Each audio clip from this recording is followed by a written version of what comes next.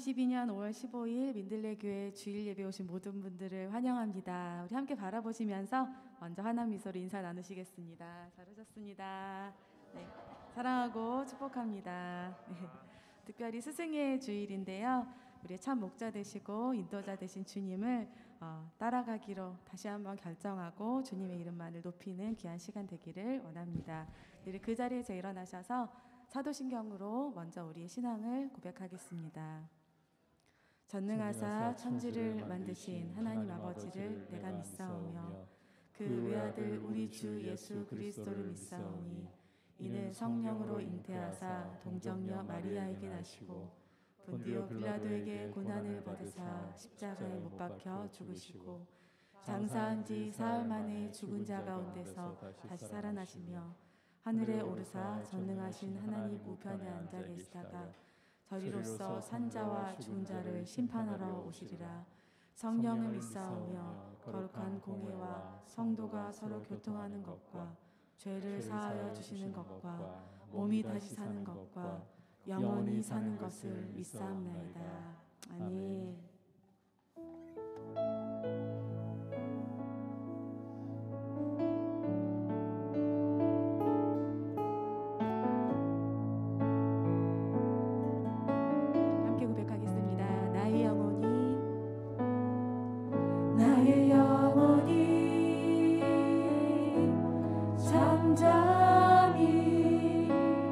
하나님만 바라며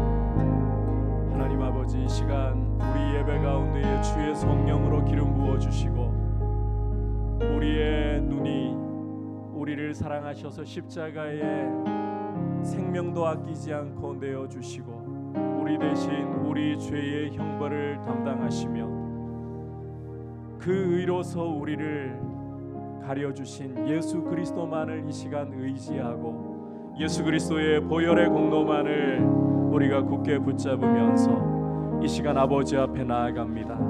아버지, 우리의 영혼을 이 시간 거룩한 음성으로 소생시키시고 이 시간 우리의 마음이 오직 우리 주 예수 그리스도께로, 우리 하나님 아버지께로만 드려질 수 있도록 부드러운 마음과 겸손한 마음을 주시고 사모하는 마음을 주셔서 우리로 하여금 주님의 음성을 들을 때에 깨닫게 하여 주시고 믿음으로 더욱더 견고하게 서는 주의 백성들로서 주님만 의지하고 주님만을 경배하는 거룩한 예배자들이 되게 하여 주옵소서. 합심해서 기도하신 후에 박상용 집사님께서 대표로 기도하시겠습니다. 하나님 아버지, 감사를 드립니다. 우리를 이 예배의 자리로 불러주셔서 우리의 눈을 들어 보좌 우편에 앉아 계시는 우리 주 예수 그리스도를 바라보며 우리 하나님 아버지께 우리의 마음을 이 시간 드리게 하심을 감사를 드립니다. 하나님 아버지, 우리의 마음이 주님의 십자가를 바라보고 그 흘리신 보혈의 공로를 의지합니다. 우리의 마음을 붙드시옵소서. 우리의 마음을 주장하시옵소서. 우리의 마음이 겸손히 주님께로만 향하게 도와주시고 이 시간 우리 위하여 십자가에 흘려주신 그 보배로운 피가 우리의 의로움과 거룩함이 됨을 고백하며 이 시간 아버지의 거룩한 음성 듣기를 사모하며 그 얼굴빛을 바라보며 그 얼굴빛으로 주님의 그 거룩한 음성으로 우리 영혼을 살려주셔서 새롭게 되게 하여 주시고 주님 앞에 믿음의 결단과 순종함으로 주님께 우리 삶을 드리는 거룩한 예배자들이 될 수 있도록 주님 인도하여 주시옵소서. 오직 주님의 거룩하심만 이 시간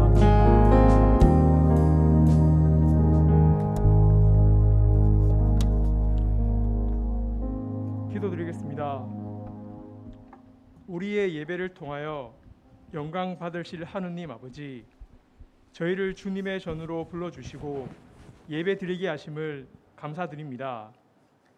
어린아이와 같이 순수한 마음으로 주님께 예배 드리기 원하오니 우리의 예배를 기쁘게 받아 주시옵소서.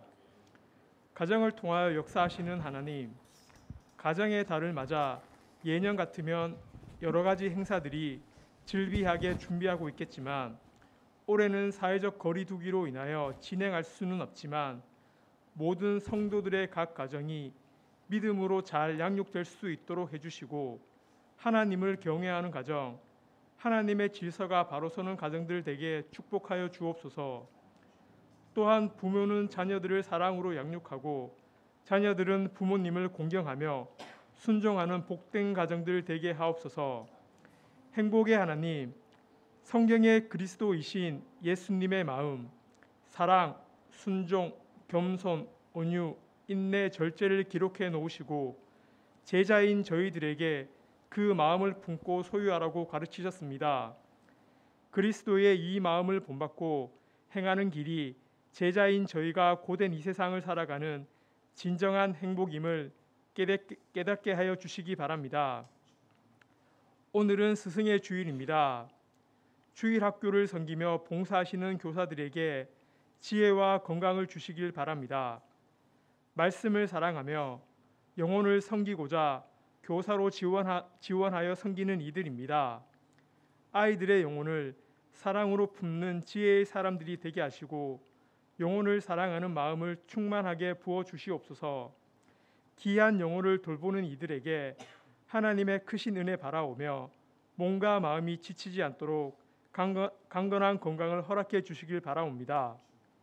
언제나 마음속에 계신 하나님, 원치 않는 육신의 질병으로 고통받는 성도들, 삶에 지쳐 불신과 좌절로 깊은 절망에 빠져 고통 속에 있는 성도들, 이들이 눈앞에 보이는 현실적인 문제로 인해 두려움과 고통에 눈물 흘릴 때 주님, 그들을 위해 엄마처럼 안아주시고 입을 맞추며 사랑해주고 희망으로 채워주시길 바라며 걸을 수 없을 때도 걸어야 하며 끝이 보이지 않는 것만 같은 싸움이라도 끝까지 싸워야 한다고 위로해 주시길 바랍니다. 그리고 기도드리겠습니다. 남들에게 보이기 싫은 눈물 나는 고통 속에서 주님을 외면하지 않고 찾을 수 있는 것은 언제나 내 마음속에 주님이 계시기 때문임을 고백하는 성도들이 될 수 있기를 항상 기도드리겠습니다. 이 시간 단위에 세우신 담임 목사님을 특별히 사랑하여 주시사 영육간의 강건함을 주시고 말씀을 전하실 때마다 성령의 능력으로 붙들어 주셔서 건세 있는 주님의 말씀이 선포되게 하시고 듣는 저희들도 귀로만 듣고 맛있게 먹었다 말하는 어리석은 자가 되지 않게 하시고 주님의 마음을 알고 깨닫게 하시어 변화되고 거듭나게 하여 주시옵소서. 예배를 위해 헌신하는 이들의 섬김을 기뻐 받아 주시옵고 예배 가운데 주님 홀로 영광 받아 주시옵소서. 이 모든 말씀 진리요 생명이신 예수 그리스도 이름으로 기도드립니다. 아멘.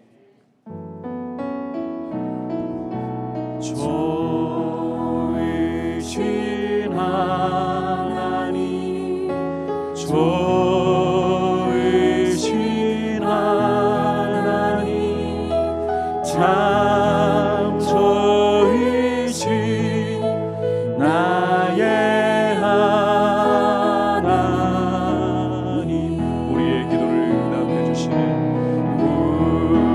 우리의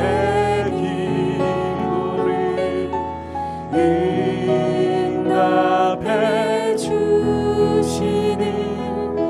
참 좋으신 나의 하나님.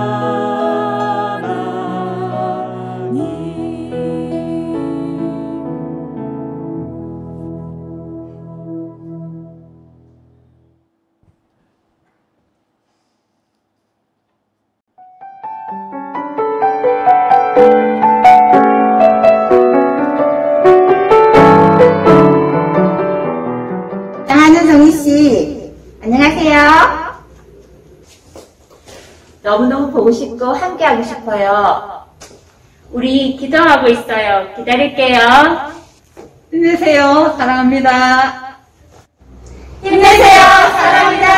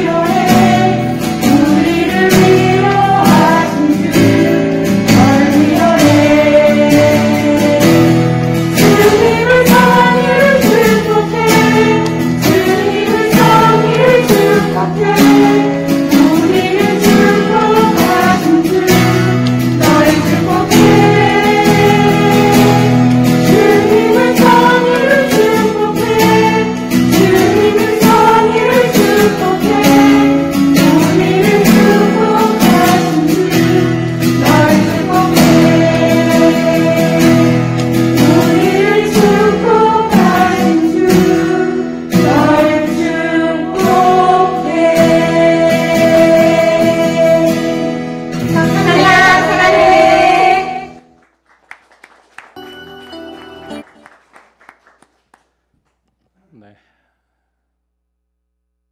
뭉클해지네요.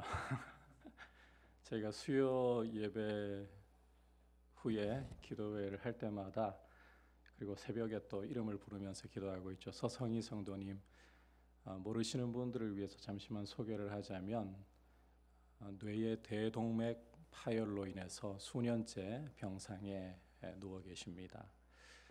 아직 40대의 젊은 엄마입니다. 의식은 돌아왔습니다. 하나님 은혜로 의식은 돌아왔지만 아직까지 말이나 표현이 자유롭지 못하고 병상에 움직일 수 없이 누워 있습니다.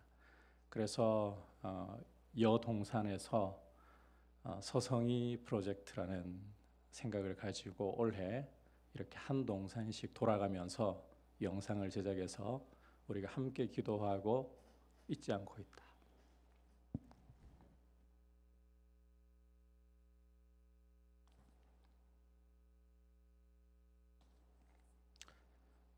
죄송합니다.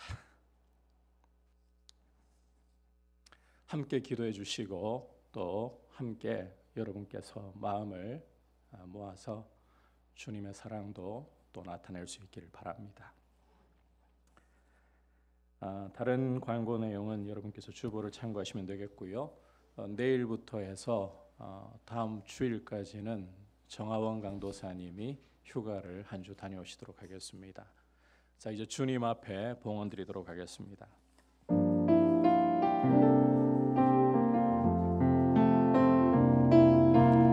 나의 생명을 드리 주 영광 위하여 사용하옵소서. 내가 사는 날 동안에 주를 찬양하며 기쁨의 제물 되리. 나를 받아주소서.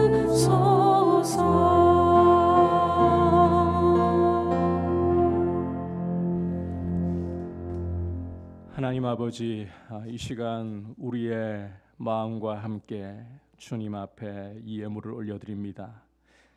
주님께서 이 예물을 받으시고 무엇보다 주님이 우리 삶의 생명이시고 주인이시고 아버지가 되셔서 우리의 필요를 아시고 영광 가운데 부족함이 없도록 공급하여 주심을 신뢰하며 고백하며 이 예물을 올려드리오니 주님 받으시고 날마다 주님과 믿음으로 동행하는 우리 성도님들의 삶이 되고 주님의 기쁨이 충만한 모습이 늘 삶 가운데 풍성하도록 주님 인도하여 주옵소서. 또 이렇게 서성희 자매 프로젝트를 통해서 병상에 누워있는 서성희 자매님에게 위로가 되고 또 무엇보다 주님께서 치유하시는 광선을 발하여 주셔서 주의 은혜 가운데 회복의 역사가 일어나게 하여 주옵소서. 예수님의 이름으로 기도드립니다. 아멘. 라이트 조금만 조정을 해주세요. 이 시간 주시는 하나님의 말씀 함께 받도록 하겠습니다. 함께 보실 하나님의 말씀은 로마서 8장 18절에서 26절까지 말씀입니다. 함께 로마서 8장 18절에서 26절 한 절씩 교독하겠습니다. 생각하건대 현재의 고난은 장차 우리에게 나타날 영광과 비교할 수 없도다.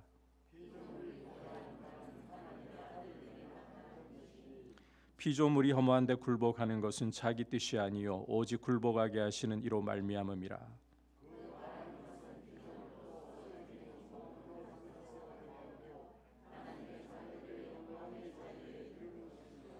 피조물이 다 이제까지 함께 탄식하며 함께 고통을 겪고 있는 것을 우리가 아느니라.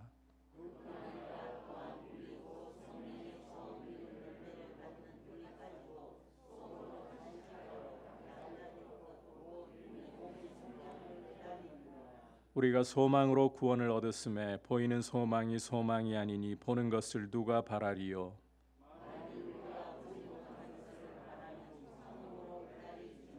다 같이 이와 같이 성령도 우리의 연약함을 도우시나니 우리는 마땅히 기도할 바를 알지 못하나 오직 성령이 말할 수 없는 탄식으로 우리를 위하여 친히 간구하시느니라. 아멘. 옆에 분들과 한번 인사 나누겠습니다. 사랑하고 축복합니다. 주님을 더욱 알아갑시다. 아이들은 아프고 난 후에 부쩍 잘한다고 합니다. 아이를 키워보신 분들은 이 이야기에 크게 공감을 하시리라고 생각을 합니다. 하지만 이것은 아이들이 크는 것에만 해당되는 것은 아닌 것 같습니다. 우리 인생 역시 그러합니다.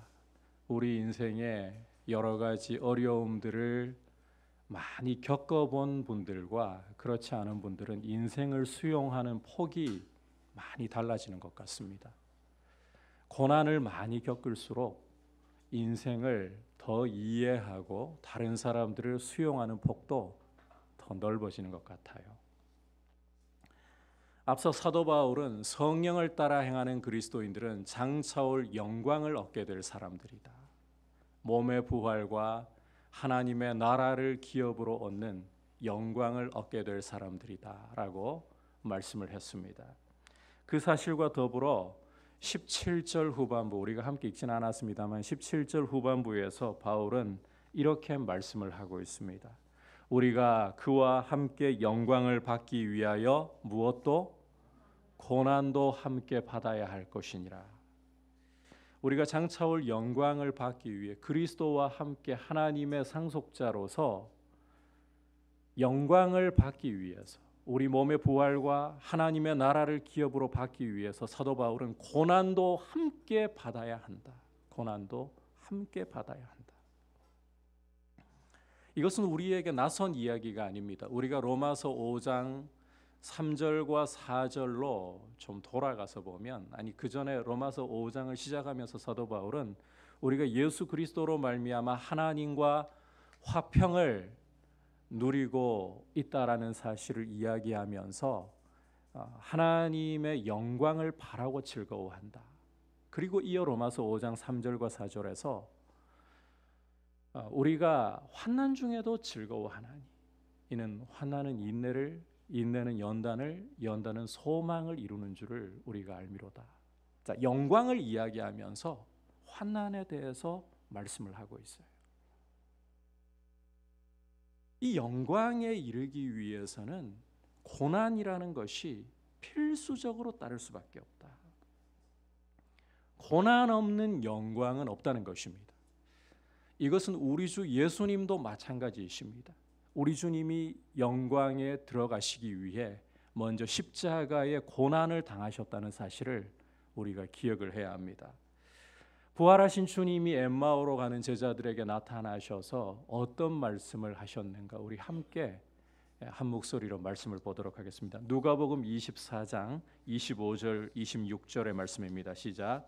이르시되 미련하고 선지자들이 말한 모든 것을 마음에 더디 믿는 자들이여, 그리스도가 이런 고난을 받고 자기의 영광에 들어가야 할 것이 아니냐 하시고, 히브리서 2장 9절에서도 우리 주님에 대해서 이렇게 묘사를 하고 있습니다. 오직 우리가 천사들보다 잠시 동안 못하게 하심을 입은 자, 곧 죽음의 고난 받으심으로 말미암아 영광과 존귀로 관을 쓰신 예수를 보니, 죽음의 고난 받으심으로 말미암아 영광과 존귀로 관을 쓰신 예수를 보니, 이처럼 우리 주님 예수님조차 영광에 들어가시기 위해서 먼저는 십자가라는 이 고난의 잔을 마셔야만 하셨습니다. 그렇다면 우리가 예수님을 믿고 예수님의 발자취를 따르는 제자로서 살아가고 있다면 고난 없이 영광을 얻을 수가 없는 일이구나. 우리가 영광을 받기 위해, 장차올 영광을 받기 위해 그리스도와 함께 고난도 받아야 한다. 당연한 일이라는 거예요. 사도행전 14장은 사도 바울이 1차 전도 여행을 마무리할 무렵에 제자들에게 이렇게 말씀하는 것을 보여주고 있습니다.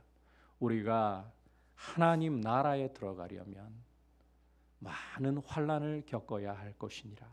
하나님 나라에 들어가려면 많은 환난을 겪어야 한다. 이 말을 하고 있는 바울 자신이 루스드라에서 사역을 하면서 예수님의 이름으로 선한 일을 하고는 죽음에 이를 뻔한 고난을 겪어야 했습니다.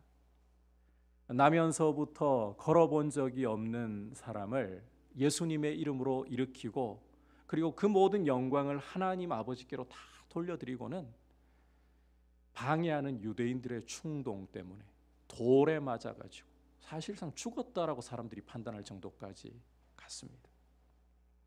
그러니까 이 17절에서 사도 바울이 우리가 그와 함께 영광을 받기 위하여 고난도 함께 받아야 한다라고 하는 이 말씀은 굉장히 실제적인 말씀이라는 거예요. 그냥 이론적인 말씀이 아니라 실제적인 말씀이라는 거예요. 따라서 장차 주님 오실 날 몸의 부활을 맞이하게 되고 하나님 나라를 기업으로 얻게 될 우리 성도들에게 고난은 필수일 수밖에 없다. 고난을 우리가 피해갈 수 없다는 것이 성경이 말씀하고 있고 우리 주님이 몸소 보여주시고 사도들이 걸어갔던 길입니다.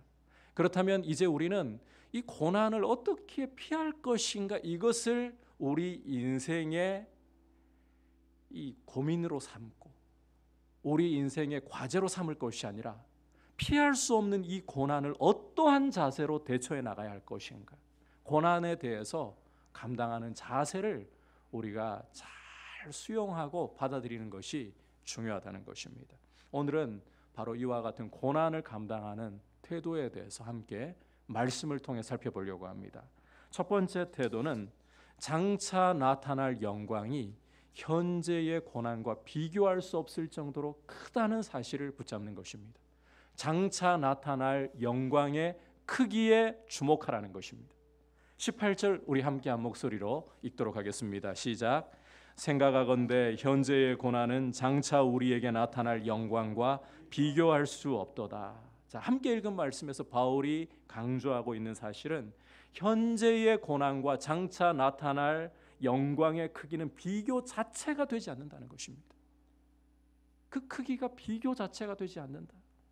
현재의 고난이 아무리 힘겹고 우리를 압도하는 것처럼 크게 보인다 할지라도 장차 올 영광에 비교한다면 현재의 고난은 아무것도 아니다. 그만큼 장차 올 영광의 크기는 비교 자체가 불가한 정도로 크다. 이 말씀을 하고 있는 바울 자신이 교회를 박해하기 위해 다메섹으로 가는 도중에 부활하신 영광의 주님을 만났지 않습니까?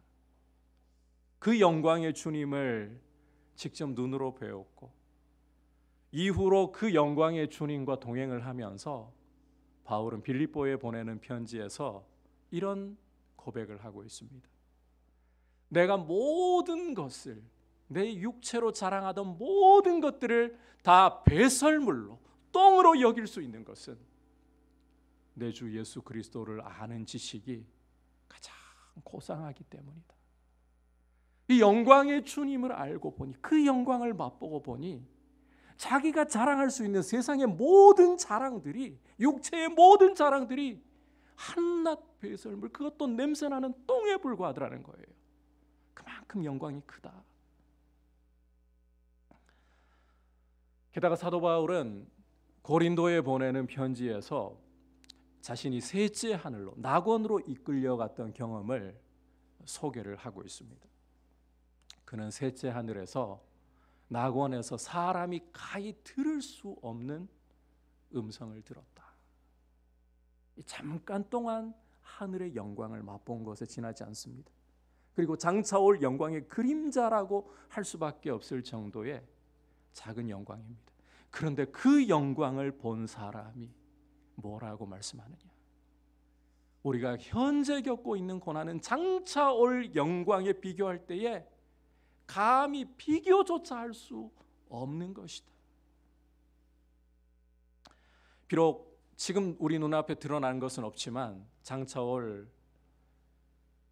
우리 몸의 부활과 하나님 나라의 영광은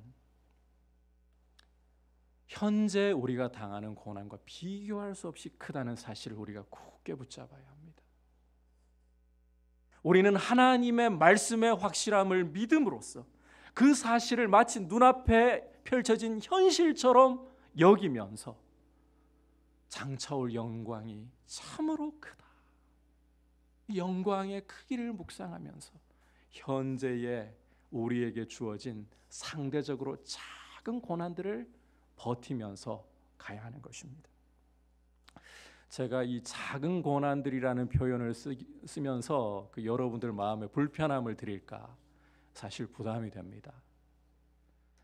아무리 작은 고난이라 할지라도 사도 바울은 작다라는 표현을 성경에서 쓰고 있지 않습니다. 게다가 그런 고난을 겪고 있는 우리, 피부로 겪고 있는 우리는 고난의 무게 자체가 굉장히 무겁기 때문입니다. 저도 이걸 부정하려고 하는 것이 아니라 영광과 비교할 때, 장차올 영광과 비교할 때 상대적으로 작다, 상대적으로 작은 고난이라는 것을 여러분들께 강조하는 것뿐입니다. 그만큼 영광의 무게와 크기를 여러분들이 자꾸만 묵상하시고 그것이 크므로 지금의 고난을 견뎌나갈 수 있다. 할 수 없다고 하지 말고 견뎌나갈 수 있다. 주님 은혜로 견뎌나갈 수 있다. 이런 태도를 가지시라는 거예요.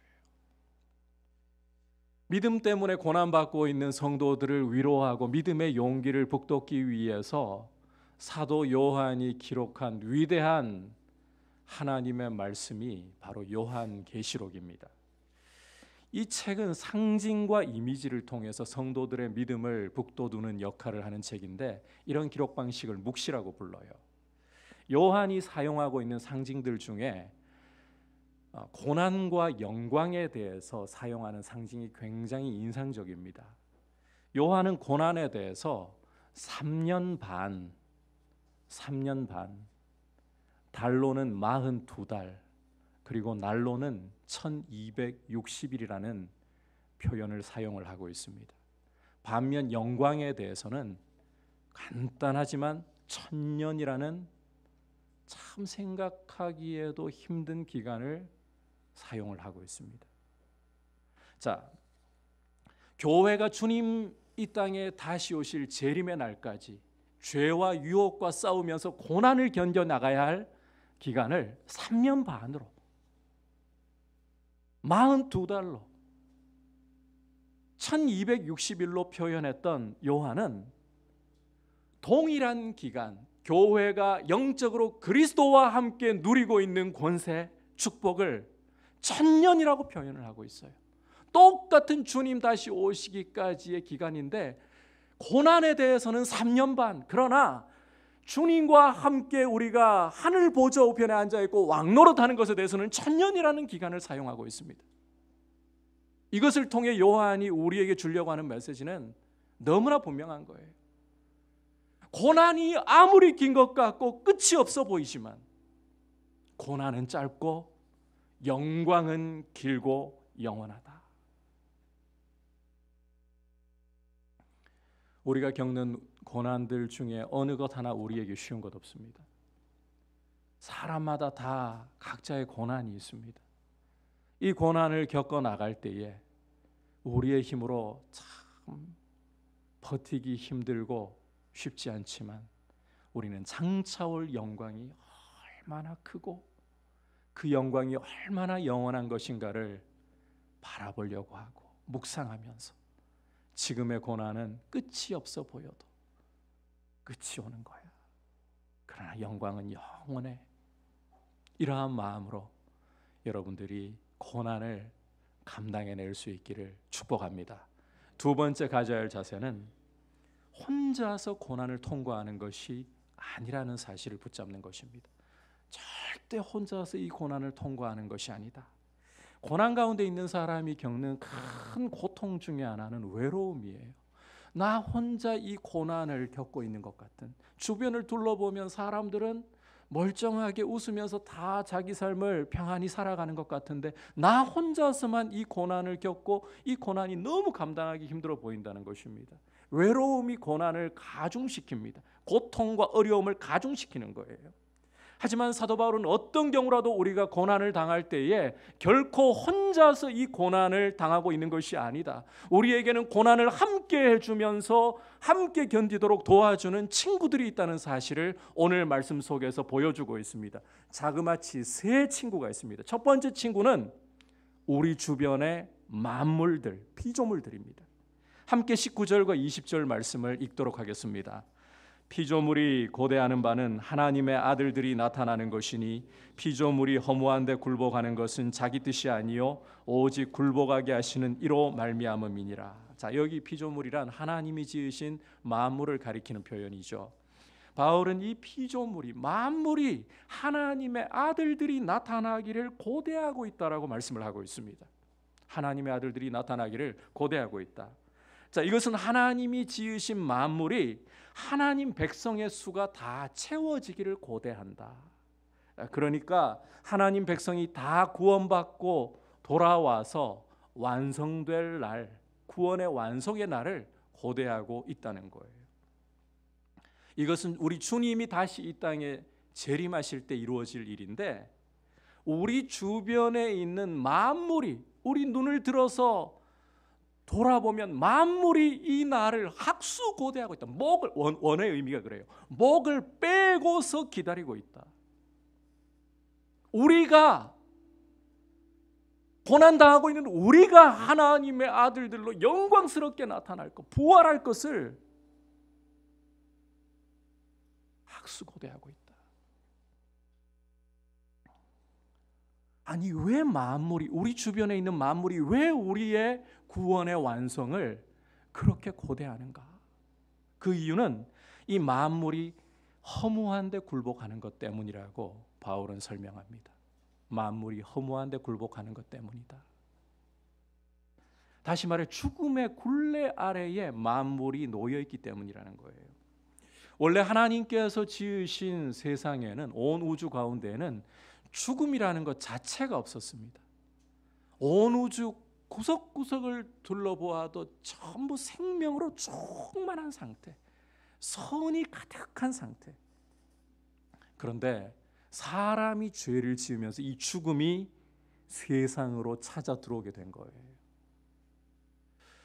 하나님께서 세상을 처음 창조하실 때에 어떤 질서를 두셨는가 하면, 천지간의 만물이 다 사람의 통치 아래 있게 하셨습니다. 사람의 통치 아래. 따라서 사람이 죄를 짓고 타락하니까 그 통치 아래에 있는 모든 자연 만물들은 사람을 따라서 이 죄와 타락의 결과를 고스란히 떠안게 되는 거예요. 그래서 만물에게도 죽음이라는 굴레가 씌워지게 된 거예요. 스스로 죄를 지은 게 아닌데 자신들 위에 있는 사람이 죄를 지으니까, 그 사람의 통치 아래에 있기 때문에 피조물들도 죽음의 굴레 아래에 갇히는, 허무한 데 굴복하는 이런 일을 겪게 되었다는 것입니다. 그래서 여러분, 봄이 오면 세상이 아름답게 피어나고 꽃을 바라면서 그 아름다움을, 그 자태를 뽐내지만, 가을이 오고 겨울이 오면 시들어갈 수밖에 없는 것, 이것은 죽음의 굴레 속에 있다는 걸 보여주는 거예요. 우리가 애완동물을 키우고 있으면 피부로 그걸 더 실감하리라고 생각합니다만, 애완동물 태어나서 키울 때 얼마나 사랑스럽고 이쁩니까? 물론 싫어하시는 분들도 계시지만 키우시는 분들은 예뻐서 키우는 거잖아요. 그런데 이 애완동물들이 영원히 같이 못 가요. 늙고 죽어요. 이게 뭘 보여줍니까? 죽음의 굴레 아래 있다. 지진이라든지 화산 폭발이라든지 쓰나미라든지 질병과 이 코로나와 같은 바이러스, 이것은 자연 만물이 죽음의 굴레 아래, 인간의 죄 때문에 함께 죽음의 굴레 아래 있다는 사실을 우리에게 보여주는 일인 겁니다. 이렇게 인간의 죄 때문에 인간의 통치를 받고 있는 만물 또한 죽음의 굴레 아래 있게 하신 것이 하나님이 정하신 일이고 하나님의 질서라는 거예요. 그래서 만물은 생명을 얻으면서부터 죽음을 향해 나아간다. 인간과 동일하게 죽음을 향해 나아간다. 이런 죽음의 굴레 속에서 만물은 하나님의 아들들이 나타나기를 간절히 바라는 거예요. 하나님 백성이 다 하나님 품 안으로 돌아오고 영광의 구원이 완성될 그날, 그때는 우리 몸이 부활하는 날입니다. 그 날을 간절히 기다리고 있는 거예요. 21절 22절에서 이렇게 표현을 하고 있죠. 함께 읽어보도록 할까요? 시작. 그 바라는 것은 피조물도 썩어짐의 종노릇한 데서 해방되어 하나님의 자녀들의 영광의 자유에 이르는 것이니라. 피조물이 다 이제까지 함께 탄식하며 함께 고통을 겪고 있는 것을 우리가 아느니라. 피조물도 이 죽음의 굴레를 벗으려면 자신들 위에 있는 우리 인생이 죽음의 굴레를 벗어야 되는 겁니다. 그래서 하나님의 아들들이 죽음의 굴레를 벗고 부활의 몸으로 나타나기를, 우리가 부활하기를 피조물들이 간절히 바라고 있다는 거예요. 단식하면서 바라고 있다. 우리 혼자 우리의 고난을 지고 있는 것 같죠? 아니라는 거예요. 피조물들이 우리의 몸의 부활을 간절히 바라면서 우리와 함께 단식한다. 눈을 들어 여러분의 주변을 둘러볼 때 고난 중에 혼자서 단식하는 게 아닙니다. 우리를 위해 피조물도 함께 단식한다. 두 번째 친구는 바로 우리 속사람, 우리도 인지하지 못하는 우리 속사람이에요. 23절 함께 읽어보겠습니다. 시작. 그뿐 아니라 우리 곧 성령의 처음 익은 열매를 받은 우리까지도 속으로 단식하여 양자될 것 곧 우리 몸의 속량을 기다리느니라. 자, 함께 읽은 말씀은 성령을 처음 익은 열매, 첫 열매로 받은 우리도 속으로 단식하면서 우리 몸의 속량을 간절히 기다린다고 말씀하고 있습니다. 과거 우리는 허물과 죄로 죽었던, 하나님에 대해 죽었던 사람들입니다. 이런 우리에게 성령님이 오셔서 우리 죽어있던 영혼을 살리시고 예수님을 믿게 하시고 우리 안에 성령님이 거하시는 거예요.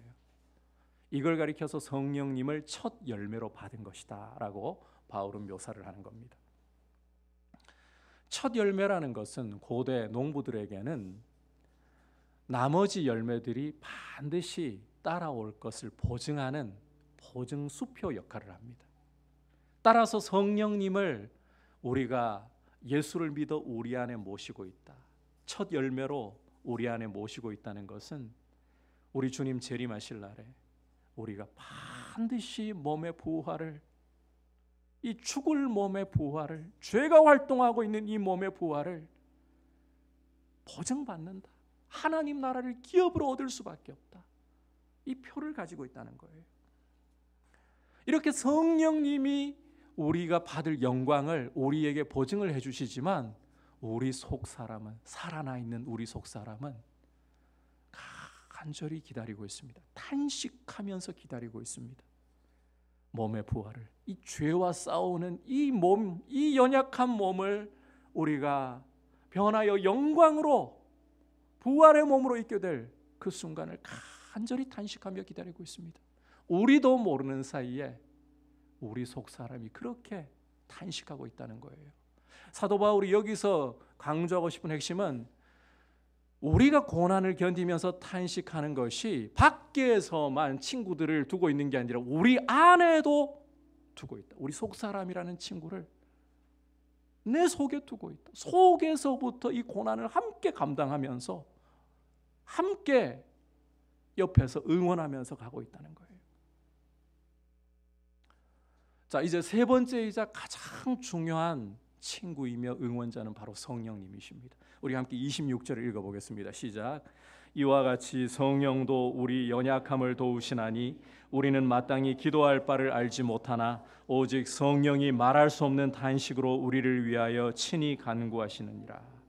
자, 결정적으로 성령님은 만물이나 우리 주변에 있는 만물이나 우리 안에 있는 속사람과 비교할 수 없을 정도로 은혜를 주시는데, 자, 우리 주변에 있는 만물들, 우리를 응원하고 함께 우리가 몸의 부활을 잊기를 탄식하며 기대하는 정도입니다. 우리 속사람도 마찬가지입니다. 그런데 성령님은 우리의 연약함을 도우시는 은혜를 주시는 거예요. 실제적으로 도우시는 은혜를 주시는 거예요. 우리도 알지 못하는 사이에 성령님은 기도로서 우리를 돕고 계시는 거예요. 여러분, 우리가 큰 고난을 마주할 때에 아무리 대범하고 담대한 사람이라 할지라도, 겉으로는 담대하게 대범하게 행동할지 몰라도 속은 떨고 있습니다. 두려움이 찾아오고 막막함이 밀려오고 머릿속은 하얘지고 눈앞이 캄캄해집니다. 이러한 상황 앞에 서면 기도조차도 어떻게 해야 될지 막막합니다. 그냥 하나님 앞에 기도할 때 하염없이 울 수밖에 없어요. 무얼로 이 상황을 하나님 앞에 아뢰고 어떻게 내 마음을 표현해야 될지조차 알지 못하는 거예요. 여러분, 고난을 겪어보시면서 기도할 때에 정말 기도가 잘 되던가요? 기도가 터져 나오는 건 그 다음의 일이잖아요. 처음에는 정말 기도조차 막혀버리는 답답함, 어이가 없어 그냥 하나님 앞에 앉아 있는 거예요. 그럴 때조차 우리 안에 계시는, 우리를 떠나지도 않고 버리지도 않는 성령님은 우리를 위해 기도해 주신다는 겁니다. 말로 표현할 수 없을 정도로 깊은 탄식을 하시면서 우리를 위해 친히 하나님 아버지께 간구해 주시는 거예요.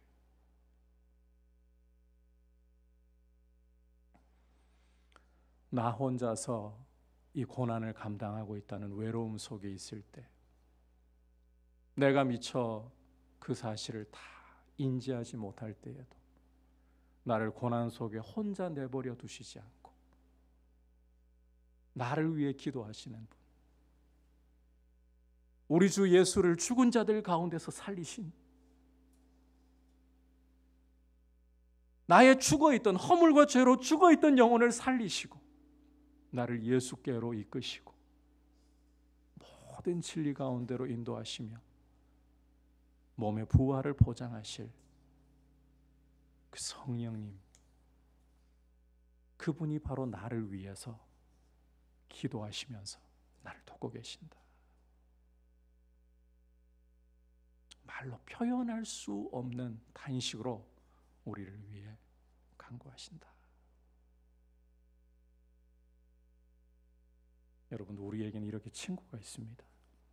고난 중에 여러분의 눈을 들어 내 주변의 만물이 나를 위해 탄식을 하고 있구나, 내가 몸의 부활 입을 날을 정말 기다리고 있구나, 내 속에서도 속사람이 탄식하며 그날을 기다리고 있고, 무엇보다 내 속사람보다 더 깊은 탄식으로 성령님이 나를 위해 기도해 주시는구나, 이 사실을 붙들고 혼자가 아니다. 여러분, 이걸 꼭 기억하시기를 축복합니다.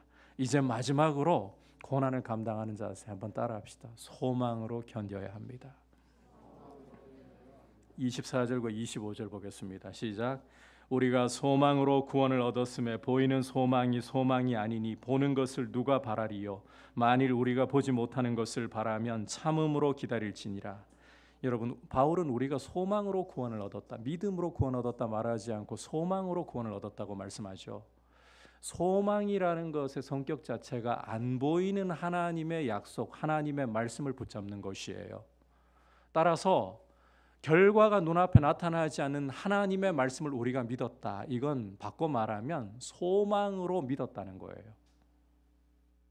소망으로 구원을 얻었다는 거죠. 이렇게 소망으로, 결과가 눈앞에 나타나지 않은 하나님의 약속을 소망으로 우리가 붙잡았다면 이제 장차올 보이지 않는 영광도 소망을 가지고 바라면서 우리는 고난을 참음으로 견뎌내야 된다. 그 영광을 참음으로 기다려야 한다. 여러분, 사도 바울은 우리에게 고난을 피할 수 있는 길을 이야기하지 않아요. 고난을 대처하고 고난을 감당하는 자세로 견디라, 버티라고 말씀을 하고 있어요. 우리는 고난을 피할 수가 없습니다. 하나님께서 자기 독생자까지 아끼지 않고 십자가에 내어주실 만큼 우리를 사랑하시지만 하나님은 우리에게 고난을 면제시키시지 않는다는 거예요. 참음으로 기다릴지라, 이 말은 우리에게 고난을 면제시키시지 않는다는 말입니다. 왜냐하면 하나님의 아들조차, 죄 없는 아들조차 고난을 통해 온전함을 입으시고 영광을 입으셨다면, 여러분, 우리도 고난을 통과하지 않는다면 예수님 닮은 인격으로, 이 부분 다음 시간에 다룰 거예요. 예수님 닮은 인격으로 어떻게 변화되어 나타날 수가 있겠습니까? 따라서 하나님은 우리에게 고난을 면제시키시지 않습니다. 그렇다면 우리에게 요구하시는 것은 고난 가운데 견디라는 것입니다. 참고 견뎌야 한다는 거예요. 이 고난이라는 수업을 받으면서 하나님의 아들들의 모습으로, 그리스도를 닮은 모습으로 반드시 하나님이 빚어가실 것이기 때문에 너희는 견뎌야 한다. 이게 하나님이 우리에게 요구하시는 바예요. 여러분, 고난은 피하는 게 아닙니다. 물론 주님이 길을 열어서 피할 수 있게 하시는 고난이 때로 있습니다. 사도들도 보면 돌에 맞아 죽을 수 있는 위기 가운데 도망갈 수 있을 땐 도망갔습니다. 그러나 피할 수 없을 때는 돌에 맞았습니다. 맞게 하시면 맞았습니다. 주님이 피할 길을 열어주실 때는 그리로 피하십시오. 그러나 주님이 고난으로 우리를 사방으로 우겨 싸실 때에는 그 속에서 울더라도 비명을 지르더라도 견뎌내야 되는 거예요. 여러분, 우는 게 믿음 없는 모습이 아닙니다. 비명을 지르는 것이 믿음이 없는 모습이 아닙니다. 도망가지 않는 그 모습이 중요한 거예요. 하나님이 나에게 고난을 감당하도록 나에게 이 삶을 주신 것이고 이 고난을 주신 것이고, 하나님이 이 속에서 나를 견디게 하신다면 하나님은 이 고난 통해 나를, 내 그릇을, 내 인격을 반드시 다듬으실 거예요. 인내로 견디는 거예요. 어금니를 물고 견디는 거예요. 울면서 가는 거예요. 피해버리면 여러분, 우리는 또 다른 새로운 고난의 학교에서 깎여 나가야 됩니다. 피하려 하지 말고 견디려고 하십시오. 앞서 우리에게 보여주신 대로 창차올 영광의 크기를 묵상하면서, 그리고 나 혼자가 아니라 어떤 것보다도 온 우주 만물을 창조하신 하나님의 영이 나를 위해 간구하시고 계시기에 실패할 수가 없다라는 이 믿음으로 견뎌 나가십시오. 그럴 때에 주님은 여러분들을 주님 닮은 형상으로 바꾸십니다. 기도하실 때에 하나님이 고난을 나에게서 걷어주십시오. 안 걷어주실 때에 그러면 그걸 감당하라고 주셨다라고 받아들여야 되는 거예요. 견디는 거예요. 이것이 우리가 고난을 감당할 자세입니다. 간단하죠? 오늘 핵심 단어는 견디라예요. 어떻게 견딜래? 영광의 크기를 생각하면서 견뎌라. 함께 있는 친구들, 무엇보다 위대한 친구이신 성령님, 자비하신 친구이신 성령님을 생각하면서 견뎌라. 돕고 계시니까. 도움이 우리에게 오는 것이지 고난을 회피하는 것이 우리에게 오는 게 아닙니다. 이것을 기억하면서 고난을 견뎌나감으로 주님이 우리의 인격을 다듬으시고, 여러분, 우리의 축복은 예수님 닮는 데 있는 거예요. 돈 많이 벌어서 복 받는 게 아닙니다. 남들보다 권세를 누려서 복 받는 게 아닙니다. 예수님 닮아가는 게 진정한 축복인 겁니다. 이 복을 우리가 주 안에서 함께 누리는 귀한 성도로 서 있기를 주님의 이름으로 축복합니다. 성도라고 해서 고난이 면제되지 않습니다. 주님은 성도들이 고난을 통과해서 몸의 부활, 주님 닮은 영광의 모습을 얻기를 원하고 계십니다. 우리 주님도 고난을 통과해 영광을 받으셨습니다. 따라서 우리는 고난을 회피하려고 하기보다 감당하려고 해야 합니다. 어떻게 감당하느냐? 첫 번째, 무엇을 기억하라? 영광의 크기를 기억하라. 현재 내가 겪고 있는 고난, 장차올 영광에 비하면 아무것도 아니야. 두 번째로, 친구들을 생각하라. 첫 번째 친구는 우리 주변의 만물들, 그들이 우리 몸의 구속을 간절히 바라고 탄식한다. 두 번째로, 우리 속 사람이 우리 몸의 구속을 간절히 바라며 탄식한다. 무엇보다 성령님이 우리를 위해 말로 표현할 수 없는 탄식으로 우리를 위해 기도하고 계신다. 그러므로 견뎌나가라. 피하려 하지 말고 견뎌나가라. 이것이 그리스도인의 모습입니다. 세상은 피하려고 합니다. 그러나 그리스도인은 고난을 피하지 않습니다. 견뎌나가면서 변화를 우리는 택하는 것입니다. 이런 승리자들이 되시기를 주님의 이름으로 축복합니다. 우리 함께 이제 말씀을 생각하면서 날마다 숨쉬는 순간마다 같이 주님 앞에 우리의 연약함을 올려드리면서 고백하겠습니다.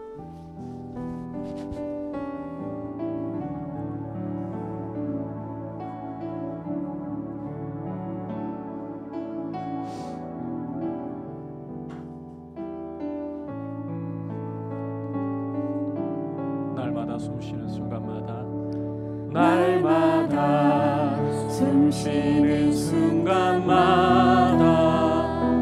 내 앞에 어려운 일 보내 주님 앞에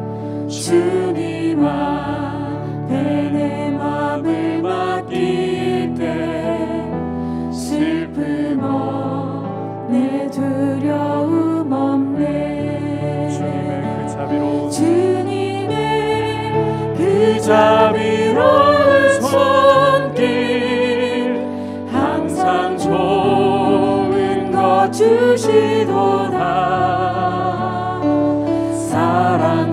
사랑스레 아픔과 기쁨을 수고와 평화와 안식을 날마다 주님 내 곁에 계셔 자비로 날 감싸주시네 주님 앞에 이 몸을 맡길 때 힘주시 내 위로함 주네 어린 나를 품에 안으시사 항상 평안함 주시도다 내가 살아 숨을 쉬는 동안 살피시다 약속하셨네 인생의 어려운 순간마다 주의 약속 생각해보네 내 맘속에 믿음 잃지 않고 말씀 속에 위로를 얻네 주님의 도우심 바라보며 모든 어려움 이기도다 흘러가는 순간순간마다 주님 약속 새겨봅니다 이 시간 말씀을 생각하면서 주님 고난은 제 솔직한 마음은 피할 수 있다면 회피하고 도망가고 싶습니다. 내 인생에 고난이 없기를 원합니다. 그게 솔직한 나의 연약한 마음이지만 그러나 우리가 장차올 영광을 우리 몸의 부활과 영광의 하나님의 나라를 기업으로 얻기 위해서는 우리 주님이 십자가로 영광을 얻으신 것처럼 나도 고난을 겪어야 한다는 사실을 주님 말씀을 통해 보았습니다. 그러하기에 사방으로 주님이 나를 고난으로 감싸버리실 때에는 피하려 하기보다 장차올 영광의 크기를 생각할 수 있는 열린 마음을 주시고 열린 눈을 주시고 내 주변에 만물이 나를 위해 단식하고 내 속사람이 단식하며 무엇보다 성령님이 나를 위해 단식하며 기도하신다는 사실을 볼 수 있도록 도와주셔서 용기로 버텨나가고 울더라도 비명을 지르더라도 어금니를 악물고라도 버텨나갈 수 있도록 힘주시고 감당할 수 있게 하셔서 나를 주님과 함께 빚어주시옵소서. 같이 합심해서 주님 앞에 기도하며 나가겠습니다. 하나님 아버지, 이 시간 주님 앞에 고난을 대처하는 우리 그리스도인들의 자세가 어떠해야 하는지를 말씀을 통해 귀 기울여 보았습니다. 하나님 아버지, 그리스도께서 영광에 들어가시려고 먼저 십자가의 고난을 감당하셨다는 사실을 우리가 바라보게 하여 주옵소서. 우리 삶에 다가오는 고난, 우리의 연약하고 우리의 참 흔들리기 쉬운 마음으로는 피하고 싶고 도망가고 싶은 것이 우리의 모습입니다. 그러나 주님, 우리에게 주님이 고난을 허락하시고 우리를 고난으로 둘러싸실 때에 이것은 피하라고 주신 것이 아니라 감당하고 견디라고 주신 것임을 우리가 알고, 하나님 아버지, 우리의 힘으로 연약하여 견디기 어렵지만 우리의 눈을 여시고 우리 마음을 여셔서 장차올 영광, 우리 몸의 부활과 하나님 나라를 기업으로는 얻는 이 영광이 얼마나 큰가를 묵상하면서 현재의 고난을 감당해낼 수 있도록 용기를 주시고, 아버지 하나님, 우리 주변에 우리와 함께 이 고난을 감당할 친구들이 있고, 우리 주변의 만물이, 우리 속 사람이, 무엇보다도 성령님이 우리를 위하여 간구하고 계신다는 이 사실을 붙들고 견디고 버티면서 주님을 닮아가는 모습으로 빚어질 수 있도록 도와주셔서, 주님, 우리의 모습이 더욱 주님 닮아가게 하여 주시고 우리의 그릇이 더욱더 넓어지게 하여 주시옵소서. 주님을 닮아가는 귀한 인격으로 우리가 나타나기를 원합니다. 자리에서 일어나서 고백하겠습니다. 인생의 어려운 순간마다, 인생의 어려운 순간마다 주의 약속 생각해보네. 내 맘속에 믿음 잃지 않고 말씀 속에 위로를 얻네. 주님의 도우심 바라보며 모든 어려움이 이로다. 흘러가는 순간순간마다 주님 약속 새겨봅니다. 흘러가는 순간순간마다 주님 약속 새겨봅니다.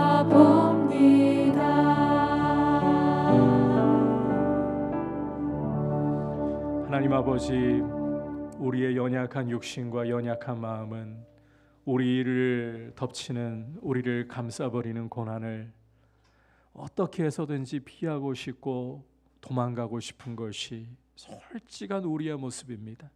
그러나 주님이 우리에게 고난을 주실 때에 그 고난은 피하라고 주신 것이 아니라, 우리 주님도 고난으로 존귀와 영광을 얻으셨으므로 우리도 감당하라고 주신 고난입니다. 그러나 우리는 참 연약하여 이 고난마저도, 아버지께서 우리에게 견디게 하신 고난마저도 견디기가 힘들지만, 주님, 우리의 연약한 눈을 열어서, 우리의 어두운 눈을 열어서 장차올 영광의 크기를 바라볼 수 있도록, 그리고 우리 주변의 만물과 우리 속사람과 무엇보다도 우리의 스승이시며 모든 진리로 인도하시며 우리에게 힘주시는 성령님의 실제적인 도움을 의지하면서 견디고 버텨냄으로써 주님, 우리가 주님을 닮아가는 존귀한 하나님의 사람들로 그릇이 넓어지고 예수님 닮은 인격으로 빚어져 나오게 하여 주옵소서. 우리 주 예수 그리스도의 크신 은혜와 하나님 아버지의 지극하신 사랑과 성령 하나님의 감화감동 충만하게 하시는 은혜의 역사가 고난 가운데 감당할 수 있도록 도와주시는 하나님을 의지하며 주님 앞에서 고난도 견디겠습니다. 이 고백으로 나아가는 모든 주의 백성들 위해, 열방을 섬기시는 선교사님들 위해 이제부터 영원토록 함께 계시기를 간절히 축원하옵나이다. 아멘.